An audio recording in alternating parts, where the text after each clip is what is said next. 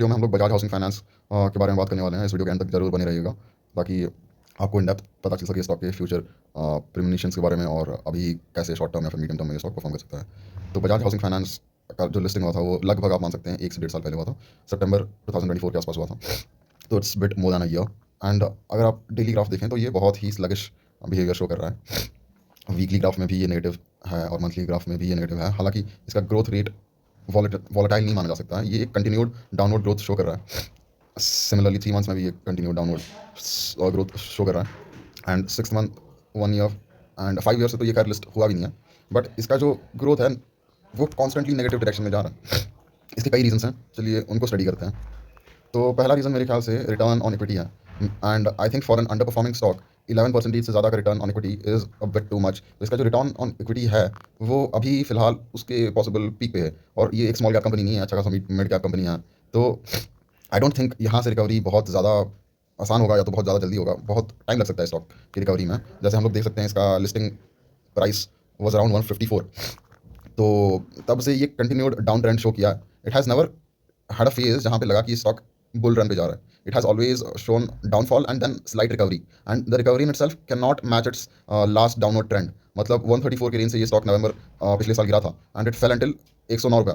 But वहाँ से फिर ये 128 तक ही रिकवर कर पाया। तो ये स्टॉक अपने इनिशियल फेज से ही रिकवरी गेम ही खेल रहा है एंड उसमें भी ज़्यादा सक्सेस मुझे तो नज़र नहीं आ रहा है। कल ही इस ग्राफ को मैं स्टडी कर रहा था। I have not seen impressive recovery in the stock. तो हो सकता है स्कैल्पर्स वगैरह डे ट्रेडर्स इससे थोड़ा बहुत प्रॉफिट बना जाए, क्योंकि ये इतना ज़्यादा नेगेटिव ग्रोथ एक दिन में नहीं दिखाता। But in mid to longer term ये कॉन्स्टेंटली गिरते ही जा रहा है मेरे ख्याल से। और इसमें सबसे इंपॉर्टेंट बात दो फैक्टर्स प्ले करते हैं। तो इसका हम लोग शेयर होल्डिंग पैटर्न एक बार देखते हैं। प्रमोटर्स के पास 88.7% शेयर होल्डिंग है इसका। इसके भी दो रीजन हो सकते हैं। एक तो रिटेल का इंटरेस्ट ही नहीं है स्टॉक में। दूसरा रीज़न ये है कि ये डाइल्यूशन को इंडिकेट करता है। तो सिंस डाइल्यूशन का इंडिकेशन है इधर, तो रिटेल इसमें ज़्यादा घुसना नहीं चाहता। तो अगर रिटेल घुसना नहीं चाहता तो प्राइस एक स्लगिश रेंज में गिरते जाता है, क्योंकि मार्केट को पैसा चाहिए एंड पैसा मार्केट को रिटेल बहुत ज़्यादा अमाउंट में प्रोवाइड करता है। इवन इफ रिटेल का शेयर होल्डिंग बहुत ज़्यादा नहीं होता है, बट मार्केट में कॉन्स्टेंटली पैसा देना भी रिटेल का काम है। तो अगर रिटेल ही इंटरेस्टेड नहीं रहेगा इस स्टॉक में तो हुज गोना फंड इट। और वॉल्यूम देख सकते हैं, एक मिड कैप कंपनी के हिसाब से वॉल्यूम एवरेज है 36 लैक्स ट्रेड डे एंड उसमें भी नॉट कंसिडरेबल ग्रोथ और डिक्लाइन। तो ये एक स्लगिश पैटर्न है। ये लोग इसको एक्साइटिंग फाइंड करेंगे नहीं और ये एक्साइटिंग है भी नहीं। आपको बहुत ही ज़्यादा मेंटल बोर्डम एग्जॉस्शन हो जाएगा स्टॉक से कई दिनों के बाद। बट आई फील फिलहाल ये स्टॉक अपने लोएस्ट लेवल्स पे है। तो अगर यहाँ से थोड़ा सा रिवर्सल दिखे या तो यहाँ से थोड़ा स्टेबलाइज्ड स्ट्रक्चर दिखे और कम से कम आपको 4 वीक्स तक स्टेबलाइजेशन दिखे इस रेंज में, तो आप पैसे लगा सकते हैं एंड वेट फॉर 120। इससे क्या होगा, आपके लॉस के चांसेस नहीं होंगे, आपके प्रॉफिट के चांसेस थोड़े होंगे। तो अगर आपको एक शॉर्ट टर्म गेन चाहिए, आप इसको 100 या फिर 98 के लेवल्स पर कंसिडर कर सकते हैं एंड ये आपको 10 से 12% गेन दिखा देगा एक महीने के अंदर या तो 2-3 महीने के अंदर। बट इससे ज़्यादा मेरे को इन लॉन्ग टर्म ये स्टॉक इंप्रेसिव लगा नहीं। अब ऑपरेटर्स का बिहेवियर हम लोग एक बार स्टडी करते हैं। ऑपरेटर्स का बिहेवियर इस स्टॉक में, ऑपरेटर्स एक पॉइंट पे भी मतलब अग्रेसिव एक्यूमुलेशन नहीं दिखाए हैं स्टॉक पे। अगर ऑपरेटर्स ही स्टॉक में एक्यूमुलेट नहीं करना चाहेंगे एट एनी लेवल्स, उसका क्लियर इंडिकेशन है कि रिटेल इंटरेस्टेड नहीं है और ऑपरेटर्स भी इसमें ज़्यादा इंटरेस्ट शोकेस नहीं कर रहे हैं। उनको ये स्टॉक में ज़्यादा स्पार्क नज़र आ नहीं रहा है।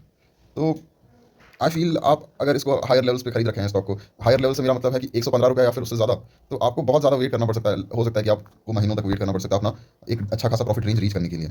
तो मैं तो मतलब इम्पेशेंट ट्रेडर्स या फिर जिनको शॉर्ट टर्म पे पैसा रिटर्न चाहिए, उनको ये स्टॉक कभी रिकमेंड करूँगा नहीं अपने हिसाब से। और इवन इन लॉन्ग टर्म मेरे को ये स्टॉक काफ़ी इंप्रेसिव नहीं लगा। तो आई डोंट थिंक ये स्टॉक ट्रेडिंग के लिए ऑप्टिमाइज्ड है। और हाँ, इसका जो रिटर्न ऑन इक्विटी है ये काफ़ी ज़्यादा ओवर वैल्यूड दिख रहा है at the current phase, because ये अपने इंडस्ट्री अपने पीयर ग्रुप्स के हिसाब से पीक रिटर्न ऑन इक्विटी पे है। तो इससे ज़्यादा आई डोंट थिंक अभी कुछ महीनों तक ये जा सकता है। ऑल्सो इसमें डाइल्यूशन का भी खतरा है, बिकॉज प्रमोटर्स के पास इतना ज़्यादा शेयर है और रिटेल इतना इन्वॉल्वमेंट दिखा नहीं रहा है। तो वो फंड रेज करने का कोशिश करेंगे, कम से कम 2-3 हज़ार करोड़ ये फंड रेज करेंगे, तो उसके बाद इमीडिएटली और गिर सकता है ये स्टॉक। तो मेरे ख्याल से जो ट्रेडर्स फंसे हुए हैं 120-110 की रेंज में, वो अपना ब्रेक इवन रीच करके स्लाइटेस्ट अमाउंट ऑफ प्रॉफिट पे यहाँ से एग्जिट कर सकते हैं in order to avoid mental exhaustion. आप स्टॉक मार्केट में ना ही अपना पैसा लगाते हैं, सिर्फ आप अपना मेंटल एनर्जी लगाते हैं। तो आपका करंट इन्वेस्टमेंट का मेंटल एनर्जी अगर आपने लॉस किया भी नहीं है, वो डिटरमाइन करता है आपका नेक्स्ट इन्वेस्टमेंट कैसा जाएगा, क्योंकि आपने इतना एक्सटेंड तक इमोशनल इन्वेस्टमेंट स्टॉक में लगाया, तो आप नेक्स्ट स्टॉक पे उतना इमोशनल इन्वेस्टमेंट लगाएंगे गारंटी नहीं है। तो ऐसे एग्जॉशन के टाइम लोग फिर और खराब स्टॉक्स चुन लेते हैं और नीचे जाते हैं। तो मैं तो ऐसे स्लगिश स्टॉक्स को रिकमेंड नहीं करूँगा।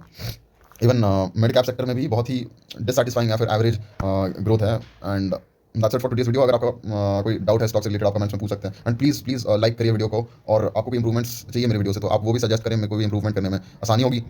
Also do subscribe my channel and do not forget to like it. Keeps on motivating me to make further videos. अगर लाइक्स नहीं आएंगी तो मेरे को इतना ज़्यादा मोटिवेशन आता नहीं है कि मैं वीडियो सही बना रहा हूँ नहीं बना रहा हूँ। तो please consider liking the video. Have a great day and good bye.